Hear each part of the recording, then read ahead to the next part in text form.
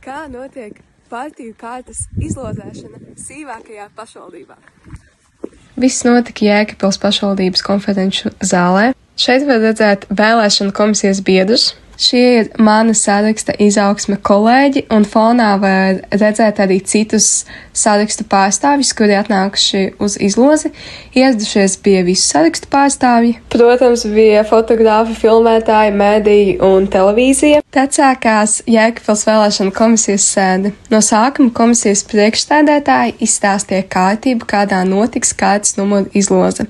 Pirmā partija, kas devās izlozēt numuru, bija tā, kura visātrāk bija iesniegusi sarakstu centrālajā vēlēšanu komisijā. Šeit var redzēt, kā izlozes aploksnes tiek ievietots urnās, kurās arī starp citu 7. jūnijā vēlētāji nodos balsi. Notika aploksņu samaisīšana, šeit ir pamācība, kā vislabāk samaisīt. Kad partijas devās izvilkt chronoloģiskā secībā numurus, un šeit jau ir mana partija, pēc numuru izvilkšanas pārstāvim ir jāparakstās.